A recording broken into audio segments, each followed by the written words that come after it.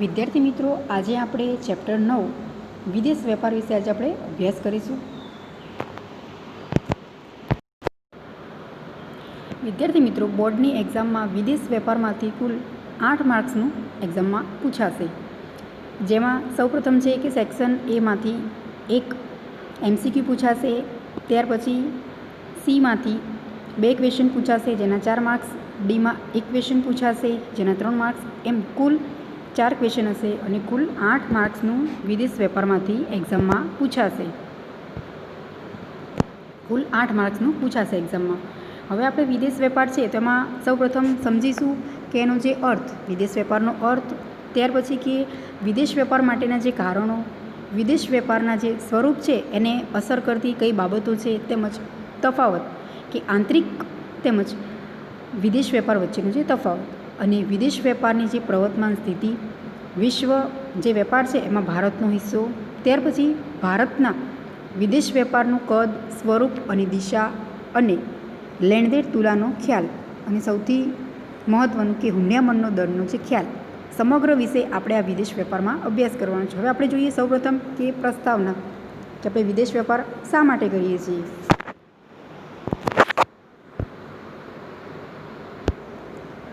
તો આપણા દેશની તેમજ દરેક દેશની જે ભૌગોલિક હદ એ નિર્ધારિત હોય છે. એટલે કે દેશની જે હદની બહાર જે આવવા જવા પર કાયદાકીય નિયંત્રણો અને ક્યારેક તો પ્રતિબંધ પણ આપણે જોઈ શકીએ છીએ.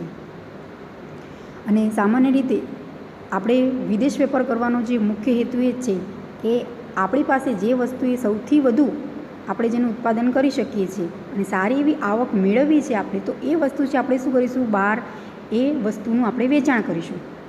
એટલે આપણે એ વસ્તુની શું કરવાની છે, નિકાસ કરવાની છે, અને એ દ્વારા આપણે આવક મેળવીશું ને આવકમાંથી આપણને નફો થશે. એટલે કે દેશની હદની બહારથી વસ્તુઓ, સેવાઓ, ટેકનોલોજી વગેરેની આપ-લે થાય છે, તો એ વિદેશ વેપાર કહી શકીએ આપણે. અને કેમ, તો આપણે જે વસ્તુઓ જે આપણી પાસે છે તો એ વસ્તુની આપણે નિકાસ કરવાની, ને આપણી પાસે જે વસ્તુ હકીકતમાં નથી, આપણે એ વસ્તુનું ઉત્પાદન નથી કરી શકતા, તો એ વસ્તુને આપણે શું કરવાની છે, આયાત કરવાની છે. જેમ કે ટેકનોલોજી છે, તો એ સારી એવી કોઈ દેશ પાસે છે તો આપણે એ વસ્તુની જરૂરિયાત છે તો આપણે એ વસ્તુ શું કરીશું, એ ટેકનોલોજીની આયાત કરીશું. તો આમ સરળતાથી આપણે શું કરી શકીએ છીએ, વસ્તુની આપ-લે કરી શકીએ છીએ. તો હવે આપણે જોઈએ કે જે આંતરિક વેપારનો અર્થ,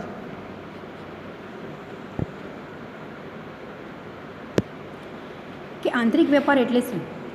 તો વેપાર એટલે એવી વ્યવસાયિક પ્રવૃત્તિ કે જેમાં વસ્તુઓ, સેવાઓ, મૂડી, ટેકનોલોજી, ટેકનિકલ જાણકારી અને માહિતી તેમજ જે બૌદ્ધિક સંપદા વગેરેનો વિનિમય થાય છે.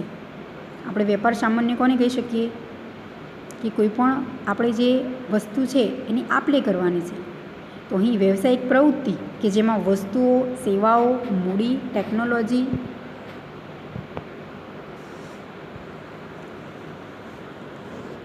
ટેકનિકલ જાણકારી અને માહિતી તેમજ જે બૌદ્ધિક સંપદા વગેરેનો વિનિમય થાય છે. વિનિમય એટલે શું, તો આપ-લે કરવી.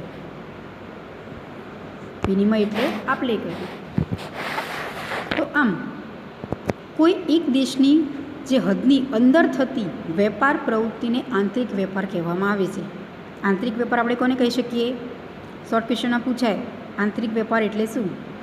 તો કોઈ એક દેશની હદની અંદર જે પ્રવૃત્તિ થાય છે, દેશની અંદર જે કાર્ય થતું હોય છે, તો એ પ્રવૃત્તિને આપણે આંતરિક વેપાર કહી શકીએ છીએ. તો વિદેશ વેપાર એટલે શું, તો આપણે જે આપણા દેશ છે એની હદની બહાર પ્રવૃત્તિ કરવાની છે. વિદેશમાં જે આપણે વસ્તુ છે એ આયાત નિકાસ કરીએ છીએ તો એ વિદેશ વેપાર છે. હવે આપણે જોઈએ વિદેશ વેપારનો અર્થ. તો વિદેશ વેપાર એટલે કે દેશની હદની બહાર થતી વેપાર પ્રવૃત્તિને વિદેશ વેપાર કે આંતરરાષ્ટ્રીય વેપાર કહેવામાં આવે છે. આંતરિક વેપાર એટલે દેશની અંદર જ થાય છે જે પ્રવૃત્તિ, અને જ્યારે વિદેશ વેપાર એટલે કે દેશની હદની જે બહાર પ્રવૃત્તિ કાર્ય કરવામાં આવે છે, તો એ વિદેશ વેપાર અથવા તો આંતરિક વેપાર નહીં, પરંતુ આપણે શું કહી શકીએ, અને આંતરરાષ્ટ્રીય. જેમ આંતરિક છે એમ વિદેશ વેપારનું બીજું નામ છે તો શું છે, આંતરરાષ્ટ્રીય વેપાર.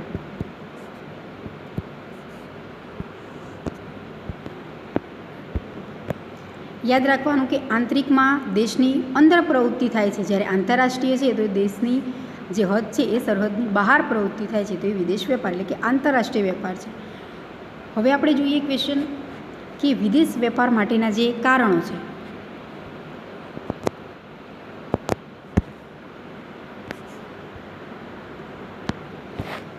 વિદેશ વેપાર માટે છે તેના જે 4 કારણો છે. તો સૌપ્રથમ છે દેશમાં ઉપલબ્ધ ઉત્પાદનના સાધનોમાં જે તફાવત. સેકન્ડ મુદ્દો છે ઉત્પાદન ખર્ચ. ત્રીજો મુદ્દો ટેકનોલોજીકલ પ્રગતિ. અને ચોથો છે શ્રમ વિભાજન અને વિશિષ્ટીકરણ. આમ વિદેશ વેપાર જે થાય છે તેના જે 4 કારણો છે. હવે આપણે દરેક કારણો છે એને વિસ્તૃતમાં સમજીએ. તો સૌપ્રથમ આપણે સમજીશું કે દેશમાં ઉપલબ્ધ ઉત્પાદનના જે સાધનોમાં તફાવત કેવી રીતે જોવા મળે છે. તો હવે સૌપ્રથમ છે કે જે દેશમાં ઉપલબ્ધ ઉત્પાદનના સાધનોમાં તફાવત જોવા મળે છે. તો અલગ અલગ દેશોમાં ઉત્પાદનના સાધનો જુદા જુદા પ્રમાણમાં ઉપલબ્ધ હોય છે. વળી બધા જ જાતના ઉત્પાદન માટે જરૂરી બધા જ પ્રકારના જે સંસાધનોનો પણ દરેક દેશ પાસે હોતા નથી. આપણે જાણીએ છીએ કે દરેક દેશ છે તેની પાસે સાધનો કેવા છે, અલગ અલગ છે, અને એ પ્રમાણે એ વસ્તુનું શું કરે છે, ઉત્પાદન કરે છે. જેમ આપણે જાણીએ છીએ કે જે ટેકનોલોજી છે તો સૌથી સારી ટેકનોલોજીકલ જે યંત્રો બનાવે છે તો એ જાપાન પાસે છે, એની ટેકનોલોજી સૌથી સારી છે. હવે આપણી પાસે એવી ટેકનોલોજી છે નહીં, તો આપણે એ વસ્તુ જરૂરિયાત છે, કોઈ પણ યંત્ર આપણે જોઈએ છે ટેકનોલોજીનું, તો આપણે શું કરીશું, એ યંત્ર છે એની આયાત કરીએ છીએ. કોની પાસેથી? કે જે દેશ પાસે સારી એવી ટેકનોલોજીકલ યંત્રો છે, જે ટેકનોલોજીનો યુઝ કરી અને યંત્ર બનાવે છે, તો એ યંત્ર આપણે શું કરીશું, ત્યાંથી આપણે એની ખરીદી કરીએ છીએ, એટલે કે આયાત કરીએ છીએ. તો આમ દરેક દેશ પાસે શું છે, ટેકનોલોજી અલગ અલગ છે. દરેક દેશ પાસે જે ઉત્પાદનના સાધનો છે એ પણ કેવા જોવા મળે છે, આપણને જુદા જુદા જોવા મળે છે, અને એ પ્રમાણે એ વસ્તુનું ઉત્પાદન કરે છે. એટલે કે બધી જ જાતના જે ઉત્પાદન માટે જરૂરી બધા પ્રકારના જે સંસાધનો દરેક દેશ પાસે હોય એવું શક્ય નથી. બધા પાસે કેવું છે, અલગ અલગ પ્રમાણ જોવા મળે છે. ઉત્પાદનના જે સાધનો છે તો એ કેવું જોવા મળે, પ્રમાણેનું અલગ અલગ જોવા મળે છે. એટલે કે દેશના જે સંસાધનો, કેટલાક સાધનો, ટેકનોલોજી વગેરે વેપાર કરી પોતાની જરૂરિયાતો એ પૂરી કરે છે. તો હવે આપણે જોઈએ સેકન્ડ મુદ્દો કે જે ઉત્પાદન ખર્ચ.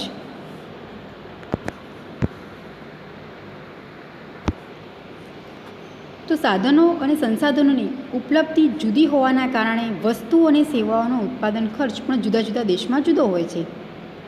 જેમ આપણે સમજ્યા કે જે ટેકનોલોજી છે એ દરેક દેશ પાસે સરખી નથી. એટલે કે જે ઉત્પાદનના સાધનો છે એ જો અલગ અલગ જોવા મળે છે, તેનો ખર્ચ પણ કેવો છે, ઉત્પાદનનો અલગ અલગ. એટલે કે સાધનો અને સંસાધનોની ઉપલબ્ધિ જુદી છે.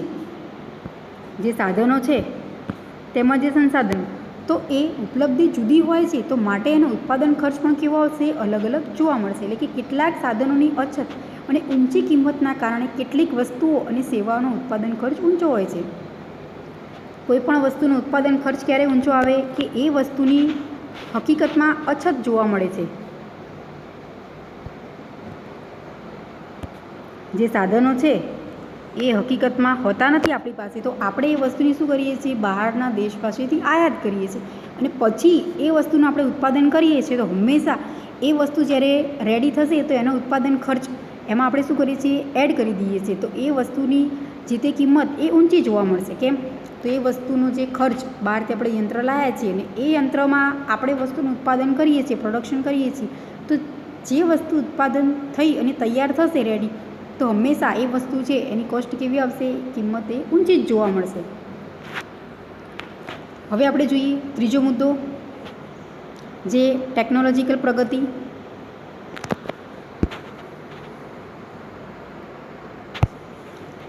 એટલે કે બધા દેશમાં સરખા પ્રમાણમાં ટેકનોલોજીકલ પ્રગતિ થઈ હોતી નથી. એટલે કે અમુક દેશો અમુક પ્રકારની ટેકનોલોજીમાં જે આપણે જોઈ શકીએ છીએ કે માહેર હોય છે. દરેક દેશ પાસે છે એ ટેકનોલોજી છે એ સરખી હોતી નથી. તો આપણે શું કરીએ છીએ, જે વસ્તુ આપણી પાસે નથી એ વસ્તુની આપણે આયાત કરીએ છીએ. એટલે કે આમ દરેક દેશ દરેક વસ્તુના ઉત્પાદનમાં એક સરખી કાર્યક્ષમતા ધરાવતો નથી, અને આથી દેશો વચ્ચે જે વસ્તુ અને સેવાઓનો વેપાર થાય છે. હંમેશા વેપાર ક્યારે શક્ય છે કે કોઈ પણ વસ્તુની જ્યારે અછત જોવા મળે છે ત્યારે જ વેપાર શક્ય બને છે. જો આપણી પાસે દરેક વસ્તુ હોય તો આપણે કોઈ પણ વસ્તુ છે એની આયાત કરતા જ નથી. અને હંમેશા વેપાર એ કેવું છે કે આપણી હકીકતમાં વસ્તુ ઉત્પાદન કરીએ છીએ તો આપણે એની નિકાસ કરીશું, જે વસ્તુ આપણી પાસે નથી એ વસ્તુને આપણે આયાત કરીએ છીએ. આમ આયાત નિકાસ થશે, એટલે કે વિનિમય થાય છે વસ્તુઓ અને સેવાઓને આપણે આપ લે કરી છે, ત્યારે જ આપણે વેપાર એ શક્ય બની શકે છે. એટલે કે દરેક વસ્તુના જે ઉત્પાદનમાં એકસરખી કાર્યક્ષમતા ધરાવતા નથી હોતા દરેક દેશો છે, અને આથી જ જે વસ્તુઓ છે અને સેવાઓનો વેપાર એ શક્ય થાય છે. આપણે જાણીએ છીએ કે આપણી પાસે જે વસ્તુ હકીકતમાં નથી, તો એ વસ્તુને આપણે શું કરીએ છીએ, એ આયાત કરીએ છીએ.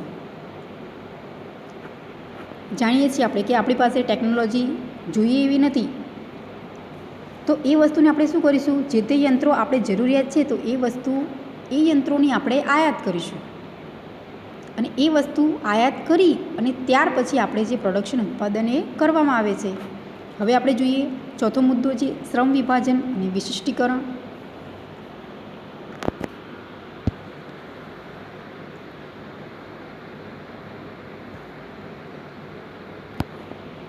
કે શ્રમ વિભાજન અને વિશિષ્ટીકરણ એ શું, એટલે કે દરેક દેશમાં શ્રમની ઉત્પાદકતા અને કૌશલ્ય અલગ હોય છે.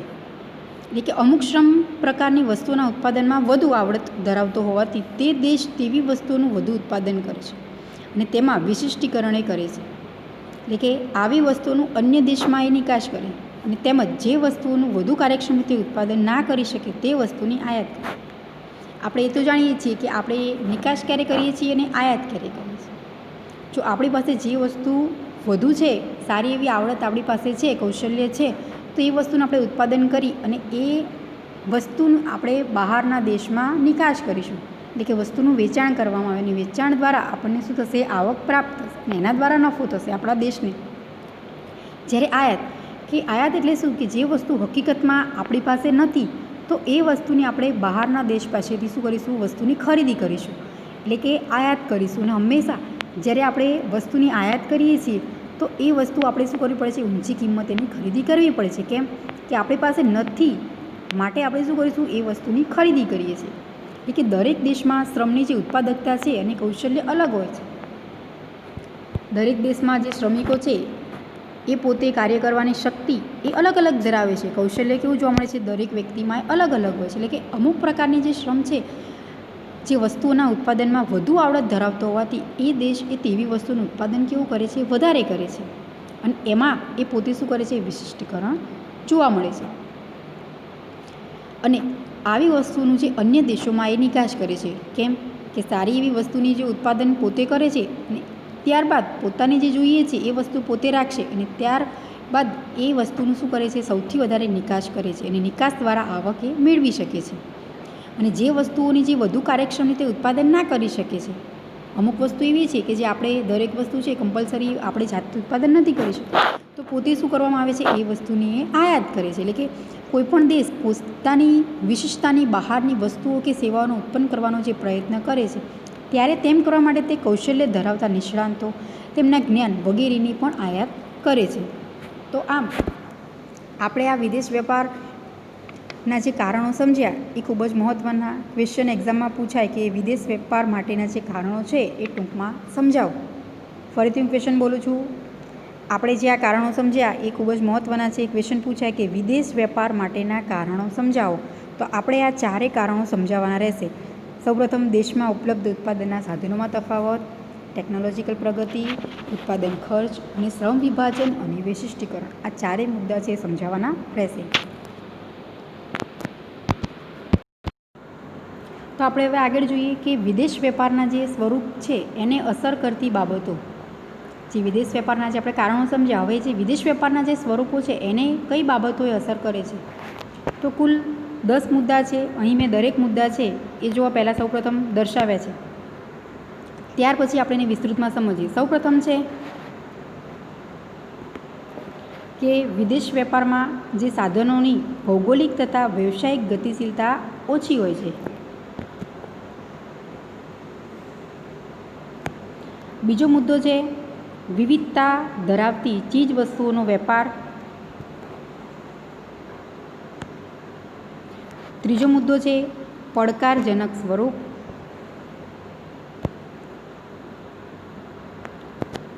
ચોથો મુદ્દો છે રાજનીતિક પ્રયત્ન.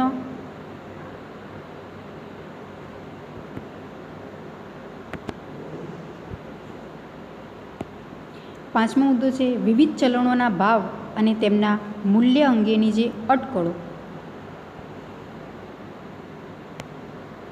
છઠ્ઠો મુદ્દો છે વિવિધ રાષ્ટ્રો અને આંતરરાષ્ટ્રીય સંસ્થાઓના સંયુક્ત પ્રયાસો. સાતમો મુદ્દો રાજકીય અને સામાજિક વિચારધારાઓની જે અસર. આઠમો મુદ્દો અત્યંત મોટા પાયાનો વેપાર.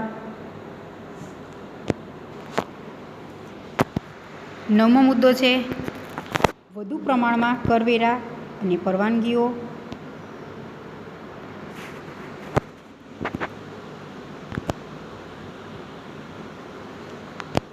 10મો મુદ્દો છે હરીફાઈ અને જોખમની ઊંચી માત્રા. આમ કુલ 10 મુદ્દા છે કે વિદેશ વેપારના જે સ્વરૂપો છે એને અસર કરતી જે બાબતો છે. હવે દરેક મુદ્દા છે મેં દર્શાવ્યા છે. હવે આપણે એને વિસ્તૃતમાં સમજીએ. સૌપ્રથમ આપણે સમજીશું કે વિદેશ વેપારમાં જે સાધનોની ભૌગોલિક તથા વ્યવસાયિક ગતિશીલતા ઓછી હોય છે. કેવી રીતે?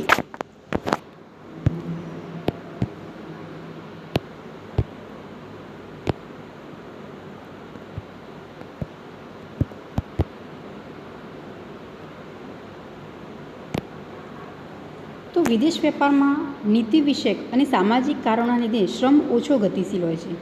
એટલે કે કેટલીક મૂડી છે એ સ્થાયી અને જંગી હોવાના કારણે ઓછી ગતિશીલ હોય છે. કેટલીક મૂડી ગતિશીલતા પર કાયદાકીય પ્રતિબંધ હોય છે. એટલે કે આપણે વિદેશ વેપારમાં શું જોવા મળે છે કે નીતિ વિષયક અને સામાજિક કારણોને લીધે શ્રમ એ ઓછો ગતિશીલ હોય છે. શ્રમ એ કેવો જોવા મળે છે આપણને? જે ઓછો ગતિશીલ. ઓછો ગતિશીલ એટલે શું? આપણે એને સરળતાથી સ્થળાંતર નથી કરી શકતા. ગતિશીલતા એમાં જોવા નથી મળતી જે શ્રમિકો કાર્ય કરે છે એમ. અને એના લીધે અમુક મૂડી છે એ સ્થાયી અને જંગી હોય છે. તો કેટલીક મૂડી છે એ ગતિશીલ કાયદા પર આપણે શું હોય છે? પ્રતિબંધિત કરેલી હોય છે. એટલે કે નિયોજકો શ્રમની જેમ ઓછો ગતિશીલ હોય છે. નિયોજક જે હોય છે જે કાર્ય કરે છે વ્યક્તિ, તો એ શ્રમની જેમ પણ કેવો જોવા મળે છે? ગતિશીલ જોવા નથી મળતો. એ પોતે અન્ય કોઈ જગ્યાએ કાર્ય કરતું જોવા નથી મળતું. પરંતુ નિયોજન શક્તિ આજના સમયમાં વધુ ગતિશીલ બને છે. એટલે કે જમીનની ભૌગોલિક ગતિશીલતા એ શૂન્ય હોય છે. શોર્ટ ક્વેશ્ચન પૂછાય કે જે જમીનની ભૌગોલિક ગતિશીલતા એ કેવી હોય છે? તો જમીનની ભૌગોલિક ગતિશીલતા એ શૂન્ય હોય છે. કેવી જોવા મળે છે? જમીનની જે ભૌગોલિક ગતિશીલતા એ શૂન્ય જોવા મળે છે. હવે આપણે જોઈએ સેકન્ડ મુદ્દો કે વિવિધતા ધરાવતી ચીજવસ્તુઓનો વેપાર. તો વિદેશ વેપારમાં અનેક પ્રકારની વિવિધતાવાળી વસ્તુઓ અને સેવાઓ ઉપલબ્ધ કરાવાય છે. એટલે કે જેથી વિવિધ જીવન ધોરણ તથા જીવનશૈલી ધરાવતા લોકોની વિવિધ પ્રકારની માંગ સંતોષાય. વિવિધ ચીજવસ્તુઓ આપણે જાણીએ છીએ કે બજારમાં એ ઉપલબ્ધ હોય છે. અને શા માટે? તો દરેક વ્યક્તિ છે એની જે જીવન જરૂરિયાતની ચીજવસ્તુઓ છે એને અલગ અલગ એ મળી શકે માટે શું જોવા મળે છે? ચીજવસ્તુઓમાં વિવિધતા આપણને જોવા મળે છે. એટલે કે વિવિધ જે જીવન ધોરણ તથા જીવનશૈલી ધરાવતા લોકોની વિવિધ પ્રકારની માંગે સંતોષી શકાય છે. અને વિદેશ વેપારની સફળતા અને સમૃદ્ધિનો આધાર જ વિવિધતા છે. આપણે વિદેશ વેપાર કરીએ છીએ તો શા માટે વિદેશ વેપાર જોવા મળે છે? તો વિદેશ વેપારની જે સફળતા અને સમૃદ્ધિનો આધાર એ વિવિધતા છે. વિવિધતા માટે જ આપણે વિદેશ વેપાર કરીએ છીએ. આપણી પાસે જે વસ્તુ હકીકતમાં નથી એ વસ્તુને આપણે આયાત કરીએ છીએ અને એના દ્વારા આપણે કંઈક નવી વસ્તુનું શું કરીએ છીએ? એમાંથી ઉત્પાદન કરીએ છીએ. સંશોધન કરવાનું કારણ મુખ્ય શું છે કે જે તે ટેકનોલોજી છે એ નવી નવી ટેકનોલોજીનો ઉપયોગ કરી અને નવીન વસ્તુઓનું જે પ્રોડક્શન હાથ ધરવામાં આવે છે. દાખલા તરીકે જે દેશમાં વીજળી અછત હોય ત્યાં માનવ સંચાલિત મશીનની માંગ વધુ હશે. જ્યાં વધુ વીજળી ઉત્પન્ન કરતા દેશોમાં સ્વયં સંચાલન મશીનોની માંગ વધુ પ્રમાણમાં હશે. શું જોવા મળે છે અહીંયા? કે જે દેશમાં વીજળીની અછત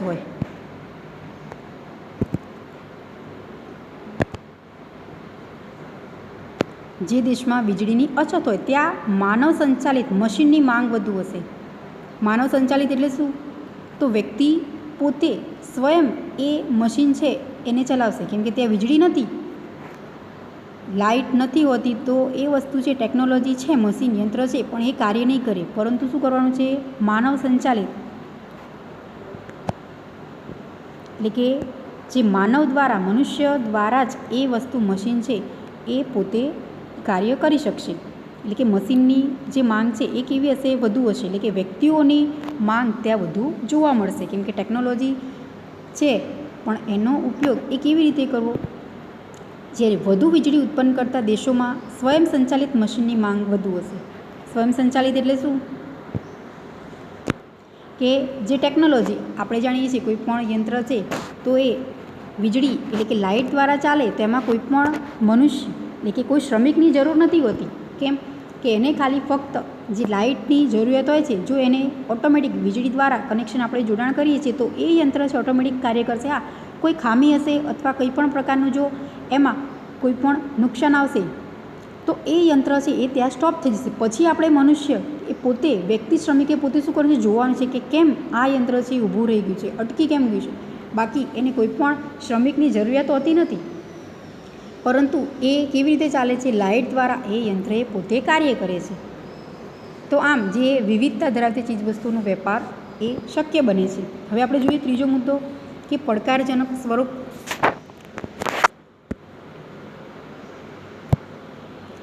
કે વિવિધ દેશોમાં વિવિધ પ્રકારની જે આબોહવા, ભાષા, સંસ્કૃતિ, રિવાજો, રુચિ, ટેવો, પસંદગીઓ વગેરે હોય છે. ને આ બધા અવરોધો પાર કરીને વિદેશ આપણે જે વેપાર કરવાનો હોય છે એ પડકારજનક વેપારીઓ માટે સામે હોય છે. કે વેપાર કરવો એ આપણે સામાન્ય રીતે સરળ નથી સમજી શકીએ એટલો. કેમ? તો વેપાર આપણે કરવાનો છે તો આપણે જે વસ્તુનું નિકાસ કરીએ છીએ અથવા તો આયાત કરીએ છીએ, તો આપણે દરેક જે દેશમાં આપણે વેપાર કરીએ છીએ તો એ દેશની જે સંસ્કૃતિ કેવી છે, એની ભાષા, એના જે ટેવો, રિવાજો, પસંદગી હશે કે નહીં, આ બધી જ વસ્તુઓ છે આપણે શું કરવાનું છે? ધ્યાનમાં રાખવાનું છે. કે વિવિધ દેશોમાં વિવિધ પ્રકારની આબોહવા છે, એની ભાષા પણ અલગ છે. આપણે કોઈ અન્ય દેશ સાથે વેપાર કરવો હોય, આપણે ગુજરાતી જાણીએ છીએ પરંતુ એ વ્યક્તિ ગુજરાતી નથી સમજી શકતો, તો આપણે કેવી રીતે વેપાર કરી શકીએ? આપણે વેપાર ના કરી શકીએ. પરંતુ આપણે જે સામેવાળો દેશ જે ભાષાનો જાણકાર છે તો એ ભાષામાં આપણે વાત કરી શકીએ તો સરળતાથી શું કરી શકીએ? આપણી વાતને સમજી શકે છે.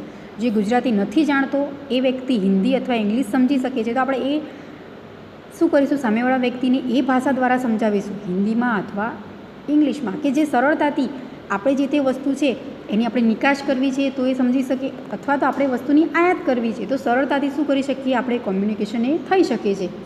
તો આ ખૂબ જ અઘરી વાત છે, એટલે કે પડકારજનક સ્વરૂપ જોવા મળે છે. કે દરેક દેશમાં શું જોવા મળે છે? જે આબોહવા, ભાષા, સંસ્કૃતિ, રિવાજો, રુચિ, ટેવ, દરેકની પસંદગી વગેરે કેવી હોય છે? આપણે અલગ અલગ જોવા મળે છે. અને આ બધા અવરોધો પાર કરી અને વેપાર કરવાનો છે એ વેપારીઓ સામે હોય છે. હવે આપણે ચોથો જોઈએ કે જે રાજનીતિક પ્રયત્નો.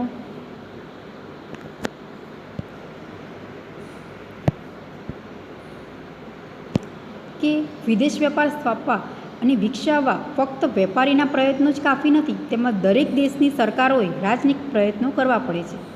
એમાં જો વેપાર કરવો છે કોઈપણ દેશ સાથે આપણે, તેમાં ફક્ત વેપારીઓ છે એનો જ પ્રયત્ન એ ખૂબ જ મહત્ત્વનો નથી ધરાવતો. સાથે સાથે શું કરવામાં આવે છે કે દેશની જે સરકાર છે એને પણ એનો સાથ આપવો પડે છે. એટલે કે જે વેપારીઓ છે એની સાથે જોડાવવું એ ખૂબ જ જરૂરી છે સરકારે પણ. એટલે કે બિનઔપચારિક મિટિંગ તથા વેપાર મેળાઓ યોજવા. સરકાર શું કરે છે?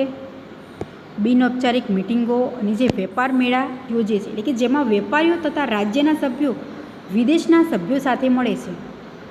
જ્યારે આપણે જાણીએ છીએ કે જે ફેર જોવા મળે છે તો એ શેના અંતર્ગત જોવા મળે છે? કે વેપાર અંતર્ગત. તો એમાં જે અન્ય દેશના જે તે વેપારીઓ છે એ પોતે એકત્ર થાય છે અને જુએ છે કે કઈ કઈ વસ્તુઓ છે એ વેપાર માટે ત્યાં મૂકેલી હોય છે. તો એના દ્વારા વસ્તુનું શું થાય છે? આયાત નિકાસ છે આપણે સરળતાથી કરી શકીએ છીએ, વેપાર એ શક્ય બને છે. દાખલા તરીકે ગુજરાત રાજ્યમાં વેપાર વધારવા સરકાર એક પ્રયત્ન કરે છે. શેના દ્વારા? તો વાઇબ્રન્ટ ગુજરાત સમિટ યોજવામાં આવે, કે જ્યાં વિશ્વના અનેક દેશો અને વેપાર ઉદ્યોગના પ્રતિનિધિઓ એક સાથે મળે છે. આનો હેતુ શું છે? જ્યારે પણ કોઈ પણ મેળા યોજવામાં આવે છે તો એ મેળાનો સૌથી મહત્ત્વનો હેતુ છે કે અનેક દેશના જે વેપારી, ઉદ્યોગ ધંધાકીય કરનાર વ્યક્તિ છે એ એક સાથે એકત્ર થાય છે અને એ પોતે શું કરે છે? એ માહિતી મેળવે છે, એ જાણકારી લે છે કે કઈ વસ્તુ છે એ દેશમાં એ પોતે બનાવે છે. કોઈ યંત્રની ખરીદી કરવી હોય છે તે પોતે હાજર હોય છે એ વ્યક્તિ, તો એ વ્યક્તિ પોતે શું કરે છે, ત્યાં જોવે છે અને ત્યાર પછી એ વસ્તુની ખરીદી કરવા માટે પોતે શું કરે છે, પ્રેરાય છે. એટલે આમ ગુજરાત રાજ્યની જે નીતિ, સંસ્કૃતિ વગેરે વિશે માહિતી મેળવે છે.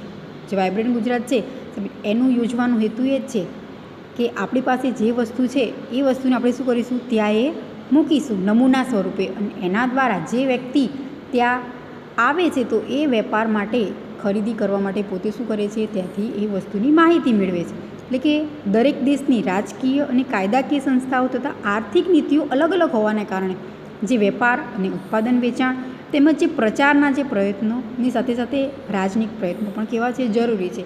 એટલે કે ફક્ત વેપારી એકલો જ પોતે વસ્તુ છે એનું ઉત્પાદન કરે છે અને પોતે જ નિકાસ કરે, તો એના સાથે સાથે જો સરકાર પણ એનો સાથ આપે તો એ વસ્તુનું આપણે શું કરી શકીએ છીએ, વેચાણ વધારી શકીએ છીએ. તો આમ આ પ્રયત્નો કરવા પણ કેવા છે, ખૂબ જ જરૂરી છે કે જેના કારણે આપણે વિદેશ વેપાર છે એ શક્ય બનાવી શકીએ. હવે આપણે જોઈએ 5મો મુદ્દો, તો વિવિધ ચલણોના ભાવ અને તેમના મૂલ્ય અંગેની જે અટકળો. તો વિદેશ વેપારમાં સર્વસ્વીકૃત માન્ય ચલણમાં ચૂકવણી કરવાની હોય છે. માટે વેપાર કરતા દરેક દેશે પોતાના દેશના ચલણને આંતરરાષ્ટ્રીય ચલણમાં રૂપાંતર કરવું પડે છે. આપણે જાણીએ છીએ કે દરેક દેશ છે એની કરન્સી કેવી છે, અલગ અલગ જોવા મળે છે. આપણે જાણીએ છીએ કે દાખલા તરીકે હું તમને કહું કે આપણો ભારત દેશ છે તો શું જોવા મળે છે આપણને અહીં જે ચલણ સ્વરૂપે જે આપણે રૂપિયા, જ્યારે અમેરિકા છે તો ત્યાં ચલણ સ્વરૂપે શું જોવા મળે છે આપણને છે, ડોલર. આમ જુઓ દરેક દેશનું છે એ કરન્સી કેવી હશે, અલગ અલગ જોવા મળશે. આપણે એ દેશ સાથે વેપાર કરવો હશે તો આપણે રૂપિયામાં વેપાર કરી શકીશું ના, ત્યાંની કરન્સી આપણે શું કરવી પડે, ચેન્જ કરાવવી પડે. આપણે વેપાર કરીએ છીએ, કોઈ પણ વસ્તુની આપણે ખરીદી કરીએ છીએ તો આપણે એને રૂપિયા આપી શકીશું ના, એ ડોલરમાં જ આપણે શું કરવું પડશે, એની ચૂકવણી કરવી પડે છે. એવી જ રીતે દરેક દેશમાં અલગ અલગ કરન્સી એ જોવા મળે છે અને એ પ્રમાણે આપણે જે દેશ સાથે જે વેપાર કરીએ છીએ તો એ પ્રમાણે કરન્સી આપણે શું કરવી પડે છે, એ ચેન્જ કરવી પડે, ત્યારબાદ જ આપણે વેપાર કરી શકીએ. અમેરિકામાં જેમ ડોલર છે એમ લંડનમાં કરન્સી શું જોવા મળે છે, જે પાઉન્ડ છે. તો આમ અલગ અલગ દેશ છે તેમાં જે કરન્સી એ કેવી જોવા મળે છે, અલગ અલગ જોવા મળે છે. તો આપણે એ કરન્સી પ્રમાણે શું કરવું પડે છે, એમની ચૂકવણી કરવી પડે છે.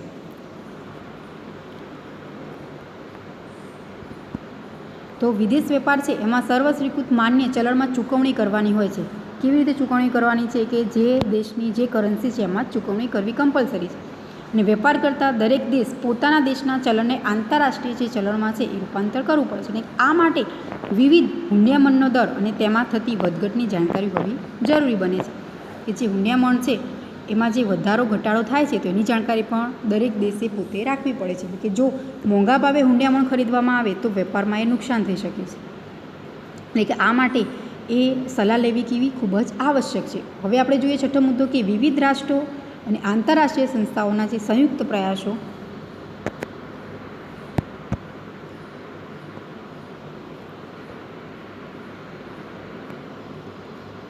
તો વિશ્વ સ્તરે આંતરરાષ્ટ્રીય વેપાર વિકસાવવા માટે અનેક દેશો, એટલે કે આમ તો દરેક દેશની સરકારો તથા વિશ્વ વેપાર સંગઠન, આપણે એને કહી શકીએ છીએ વિશ્વ વેપાર સંગઠન છે WTO એનું ફૂલ ફોર્મ છે.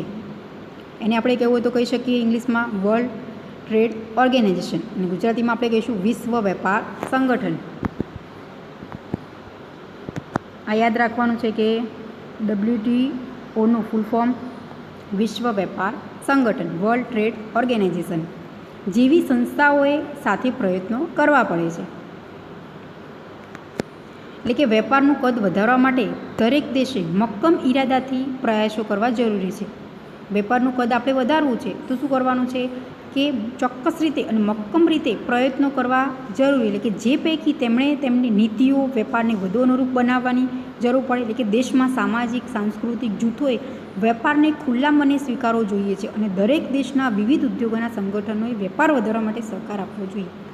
કે આપણે જો વેપાર વધારો છે આંતરરાષ્ટ્રીય સ્તરે, આપણે વેપાર જે તે વસ્તુનું આપણે ઉત્પાદન કરીએ છીએ એનો આપણે વસ્તુ છે નિકાસ વધારવી છે તો પ્રયત્નો કેવા કરવા પડશે, ખૂબ જ વધારે કરવા પડશે. કે દેશમાં સામાજિક અને સાંસ્કૃતિક જે જૂથો છે એ વેપારને સ્વીકાર કરે ખૂબ જ જરૂરી છે. હવે આપણે 7મો મુદ્દો સમજીએ કે રાજકીય અને સામાજિક વિચારધારાઓની અસર એક વિદેશ વેપારમાં કેવી રીતે જોવા મળે છે.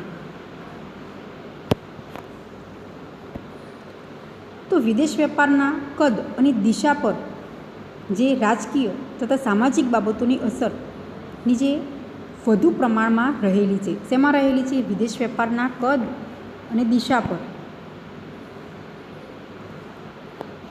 કદ અને દિશા પર રાજકીય તથા સામાજિક બાબતોની અસર એ વધુ પ્રમાણમાં રહેલી જોવા મળે છે.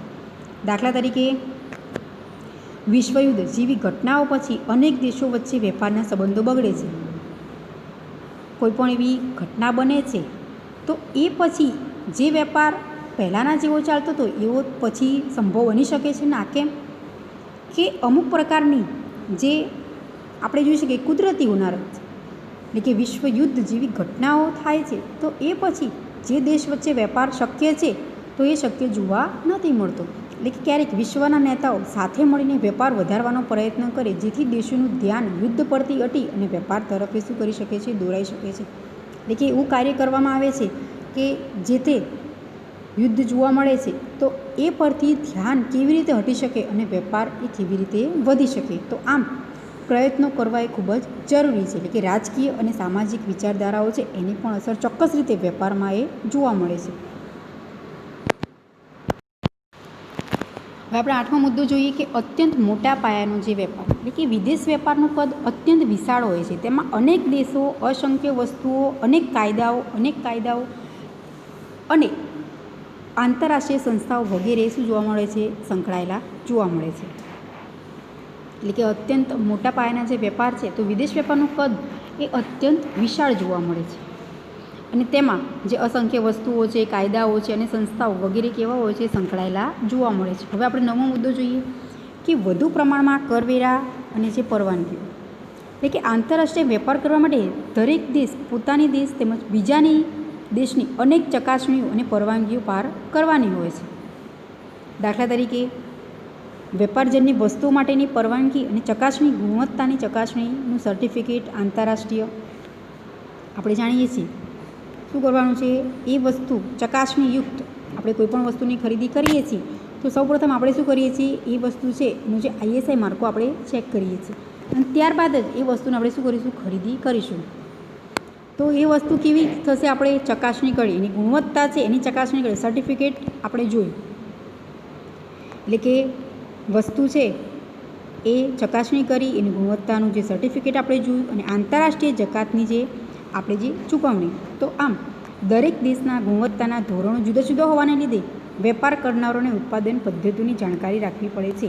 શું કરવામાં આવે છે કે જે એનું આપણે જાણીએ છીએ કે જેનું સર્ટિફિકેટ જે આંતરરાષ્ટ્રીય જકાતની ચૂકવણી અલગ અલગ હોય છે.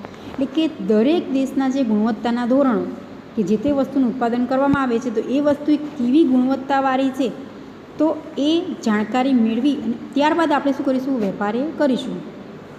અને વેપાર કરનારો છે ઉત્પાદન પદ્ધતિની જાણકારી રાખવી કેવી છે? કમ્પલસરી જરૂરી છે. અને માટે વેપારીઓ ઉત્પાદક પાસેથી તે રીતિનું ઉત્પાદન કરાવવું જોઈએ છે. એટલે કે દરેક દેશ છે તેમાં જે ખાદ્ય વસ્તુઓની અને દવાઓની ગુણવત્તાના ધોરણો અલગ અલગ જોવા મળે છે. એ પ્રમાણે જ ઉત્પાદન થાય છે કે અમુક પ્રકારની જે પ્રોડક્શન કરવું છે આપણે તો એ ચોક્કસ નિયમો છે, સરકારના જે નિયમો પ્રમાણે જ આપણે વસ્તુનું ઉત્પાદન કરી શકીએ છીએ. કે જેમ કે ખાદ્ય પદાર્થો છે તો એ આપણે એવી રીતે ઉત્પાદન કરીશું કે કેટલા સમય સુધી ચાલી રહેશે એની એક્સપાયરી ડેટ આપણે કોઈપણ વસ્તુની ખરીદી કરીએ તો ચોક્કસ એના પર શું હોય છે? લખેલી હોય છે કે એ ડેટ જો જતી રહેશે પછી આપણે એ વસ્તુ છે એનો યુઝ કરતા નથી. તો આ ખૂબ જ ધ્યાન રાખીને આપણે પ્રોડક્શન કરવું એ જરૂરી બને છે. હવે આપણે 10મો મુદ્દો જોઈએ કે હરીફાઈ અને જોખમની જે ઊંચી માત્રા. તો કોઈ એક વસ્તુ કે સેવા અનેક દેશો ઉત્પન્ન કરી વિશ્વ બજારમાં વેચવાના અનેક પ્રયાસો કરતા હોય છે. વેપાર ક્યારે શક્ય બને છે? કોઈ પણ દેશ છે એ વસ્તુ કે સેવા છે એનું ઉત્પાદન કરે છે અને ત્યાર પછી જે બજારમાં એ પોતે શું કરે છે? વેચાણ માટે એ મૂકે છે. એટલે કે કોઈ વસ્તુ કે સેવાની માંગ પણ અનેક દેશના ગ્રાહકો કરતા હોય છે. આથી ગ્રાહકો વચ્ચે પણ હરીફાઈનું પ્રમાણ ઊંચું હોય છે. કોઈ પણ વસ્તુ છે એની માંગ છે જો ગ્રાહકો કરે તો જ વસ્તુ આપણે શું કરીશું? સૌથી વધારે પ્રોડક્શન એનું આપણે કરીશું. એટલે કે ગ્રાહકો વચ્ચે પણ શું જોવા મળે? હરીફાઈ એ જોવા મળે છે. એનું પ્રમાણ ઊંચું હોય છે. એટલે કે વિશ્વ બજારમાં પોતાની વસ્તુની માંગ અને બજાર ઊભું કરવાનું જોખમ ઊંચું હોય છે. આપણે જે તે વસ્તુનું ઉત્પાદન કરીશું તો એ વસ્તુ છે બજારમાં વેચાણ થશે કે નહીં જો વેચાણ નથી થતું તો એ વસ્તુનું શું થાય છે, આપણને નુકસાન થાય છે. પરંતુ જો વસ્તુની માંગ વધુ હશે તો એ વસ્તુ છે એનું વેચાણ કેવું થશે, આપણે વધારી શકીએ છીએ. એટલે કે ઊંચા પ્રમાણમાં શું કરવાનું છે, એની ગુણવત્તાની જાળવણી કરવી પડે છે. આપણે જે તે વસ્તુનું ઉત્પાદન કરીએ છીએ તેની ગુણવત્તા છે એ પણ આપણે કેવી રાખવાની છે, ખૂબ જ યોગ્ય. એની ગુણવત્તાની જાળવણી કરવી એ જરૂરી છે. એટલે કે આમ પ્રચાર ખર્ચ વધુ થાય છે, વેચાણ ખર્ચ ઊંચો હોય, તેમજ અન્ય દેશોના ગ્રાહકોને જે સંતોષવાના પ્રયાસો કર્યા છે પરંતુ વસ્તુને પૂરતા પ્રમાણમાં બજાર ન મળે તો નુકસાન પણ ભોગવવું પડે છે. આપણે જે તે વસ્તુનું ઉત્પાદન કરીએ છીએ તેના માટે આપણે જાહેરાત પણ કરીએ છીએ કે આ વસ્તુ છે, અમે એનું પ્રોડક્શન કરીએ છીએ. આપણે ટીવીમાં જોઈએ છીએ કે ઘણી બધી વસ્તુ, જે તે વસ્તુ નવી લોન્ચ થાય છે તો એ વસ્તુ તરત જ જાહેરાત કરવામાં આવે છે. શા માટે જાહેરાત કરવાનું છે, પ્રચાર શા માટે કરવો પડે છે કે જે ગ્રાહકો એ વસ્તુથી પરિચિત નથી, જાણતા નથી, એમની પાસે એ વસ્તુની નથી, તો એ પોતે શું કરશે, ખરીદી કરવા માટે જાહેરાત દ્વારા એ વસ્તુની શું કરશે, ખરીદી કરશે. એટલે કે આમ વેચાણ ખર્ચ પણ આપણે કેવો કરીએ છીએ, ઊંચો કરીએ છીએ. એટલે કે અન્ય દેશોના જે વસ્તુ છે એ ગ્રાહકો ખરીદી કરશે. તો આમ સૌપ્રથમ જે હરીફાઈ અને જોખમની પણ ઊંચી માત્રાએ જોવા મળે છે. અને જો વસ્તુનું વેચાણ નથી થતું તો શું જોવા મળે, નુકસાન પણ ભોગવવું પડે છે. આપણે જે ખર્ચ કરે છે તો એ ખર્ચ આપણને શું પડશે, ખૂબ જ મોંઘો, કેમ કે એ વસ્તુનું વેચાણ થયું નથી માટે. તો આમ આપણે જે આ વિદેશ વેપાર સ્વરૂપની જે અસર કરતી બાબતો જે સમજ્યા, 10 મુદ્દા, એ ખૂબ જ અસર જોવા મળે છે. હવે આપણે નેક્સ્ટ લેક્ચરમાં જોઈશું કે જે તફાવત આંતરિક અને વિદેશ વેપાર તેમજ જે વિદેશ વેપારની પ્રવર્તમાન સ્થિતિ વિશે.